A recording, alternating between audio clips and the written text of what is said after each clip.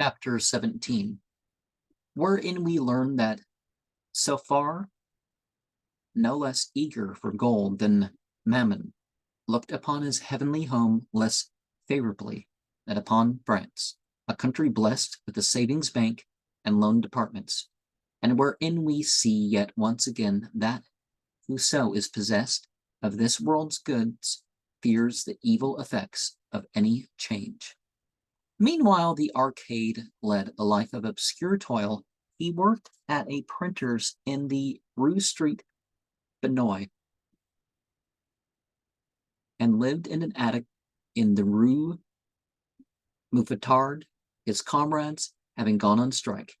He left the workroom and devoted his day to propaganda. So successful was he that he won over to the side of Revolt 50,000 of those guardian angels who, as Zita had surmised, were discontented with their condition and imbued with the spirit of the times. But lacking money, he lacked liberty, and could not employ his time as he wished in instructing the sons of heaven. So too Prince Istar, hampered by want of funds, manufactured fewer bombs than were needed, and these less fine. Of course, he prepared a good many small pocket machines. He had filled Theophile's rooms with them, and not a day passed but he forgot some and left them lying about on the seats in various cafes. But a nice bomb, easily handled and capable of destroying many big mansions, cost him from 20 to 25,000 francs, and Prince Istar only possessed two of this kind. Equally bent on procuring funds, Arcade and Istar both went to make a request for money from a celebrated financier named Max Everdingen, who, as everybody knows, is the managing director of the biggest baking concern in France, and indeed in the whole world. What is not so well known is that Max Everdingen was not born of woman, but as a fallen angel. Nevertheless, such is the truth. In heaven he was named Sophar, and guarded the treasures of Yaldabaoth, a great collector of gold and precious stones. In the exercise of this function, Sophar contracted a love of riches which could not be satisfied in a state of society in which in banks and stock exchanges are alike unknown. His heart flamed with an ardent love for the God of the Hebrews, to whom he remained faithful during a long course of centuries. But as at the commencement of the 20th century of the Christian era, casting his eyes down from the height of the firmament upon France, he saw that this country, under the name of a republic, was constituted as a plutocracy, and that under the appearance of a democratic government, high finance exercised sovereign sway, untrammeled and unchecked. Henceforth, life in the Empyrean became intolerable to him.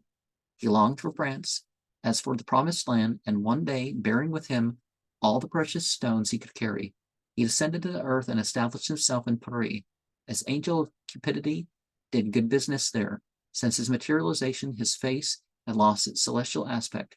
It reproduced the Semitic type in all its purity, and one could admire the lines and the puckers which wrinkle the faces of bankers, and which are to be seen in the money changers of Quentin Matsius.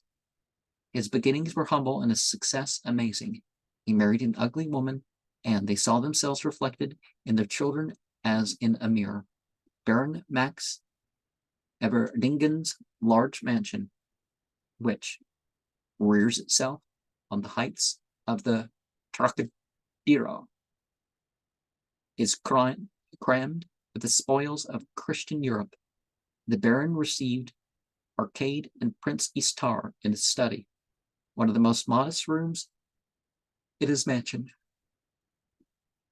The ceiling is decorated with a fresco of Tiepolo taken from a Venetian palace. The bureau of the regent Philip of Orleans is in this room, which is full of cabinets, showcases, pictures, and statues. Arcade allowed his gaze to wander over the walls. How comes it, my brother Sophar, said he, that you, in spite of your Jewish heart, obey so ill the commandment of the Lord your God, who said, Thou shalt have no graven images, for here I see an Apollo of Udons and a Hapi of Lemoines, and several busts by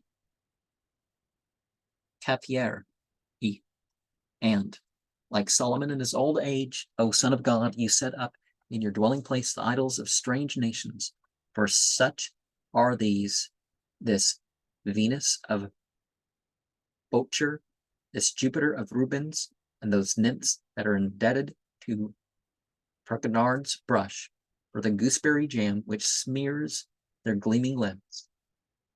And here, in this single showcase so far, you keep the scepter of St. Louis, 600 pearls of Marie Antoinette's broken necklace, the imperial mantle of Charles V, the tiara wrought by Ghiberti for Pope Martin V, the Colonna Bonaparte's sword, and I know not what besides. Mere trifles, said Max Everdingen.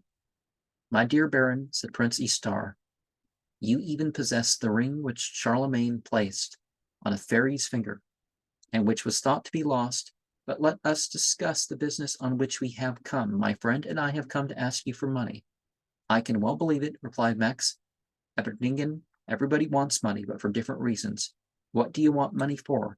Prince Istar replied simply, to stir up a revolution in France. And France, repeated the Baron, in France. Well, I shall give you no money for that, you may be quite sure. Arcade did not disguise the fact that he had experienced greater liberality and more generous help from a celestial brother. Our project, he said, is a vast one. It embraces both heaven and earth. It is settled in every detail. We shall first bring about a social revolution in France, in Europe, on the whole planet. Then we shall carry war into the heavens, where we shall establish a peaceful democracy. And to reduce the citadels of heaven, to overturn the mountain of God, to storm celestial Jerusalem, a vast army is needful, enormous resources, formidable machines, and electrophores of a strength yet unknown. It is our intention to commence with France. You are madmen, exclaimed Baron Everdingen. Madmen and fools, listen to me. There is not one single reform to carry out in France. All is perfect, finally settled, unchangeable. You hear? Unchangeable.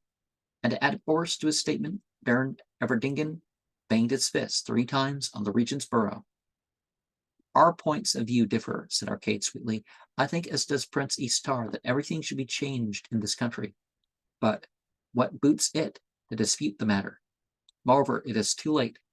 We have come to speak to you, O my brother Sophar, in the name of 500,000 celestial spirits, all resolved to commence the universal revolution tomorrow.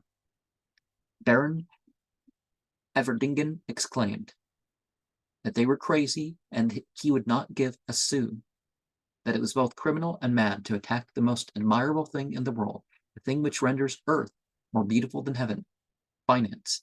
He was a poet and a prophet. His heart thrilled with holy enthusiasm. He drew attention to the French savings bank, the virtuous savings bank, that chaste and pure savings bank, like unto the Virgin of Canticle, who, issuing from the depths of the country in rustic petticoat, bears to the robust and splendid bank her bridegroom, who waits her, the treasures of her love, and drew a picture of the bank enriched with the gifts of its spouse, pouring on all the nations of the world torrents of gold, which, of themselves, by 1,000 invisible channels, return, in still greater abundance, to the blessed land from which they sprung. By deposit and loan, he went on, France has become the new Jerusalem, shedding her glory over all the nations of Europe, and the kings of the earth come to kiss her rosy feet. And that is what you would fain destroy. You're both impious and sacrilegious. Thus spoke the angel of finance. An invisible harp accompanied his voice, and his eyes darted lightning. Meanwhile, Arcade leaning carelessly against the Regent's bureau, spread out under the banker's eyes various ground plans, underground plans, and sky plans of Paris, with red crosses indicating the points where bombs should be simultaneously placed in cellars and catacombs, thrown on public ways, and flung by a flotilla of aeroplanes. All the financial establishments, and notably the Everdingen Bank and its branches, were marked with red crosses. The financier shrugged his shoulders. Nonsense, you are but wretches and vagabonds. Shadowed by all the police of the world, you are penniless. How can you manufacture all the machines? By way of reply, Prince Istar drew from his pocket a small copper cylinder, which he gracefully presented to Baron Everdingen. You see, said he, this ordinary-looking box. It is only necessary to let it fall on the ground immediately to reduce this mansion with its inmates to a mass of smoking ashes, and to set a fire going, which would devour all the Trocadero quarter. I have 10,000 like that, and I make 3 dozen a day. The financier asked the chair to replace the machine in his pocket and continued in a conciliatory tone. Listen to me, my friends. Go and start a revolution at once in heaven and leave things alone in this country. I will sign a check for you. You can procure all the material you need to attack celestial Jerusalem. And Baron Everdingen was already working up in his imagination a magnificent deal in electrophores and war material. And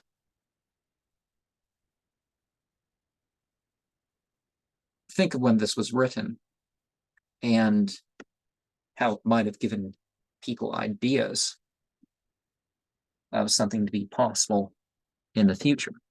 But I, for example, would not.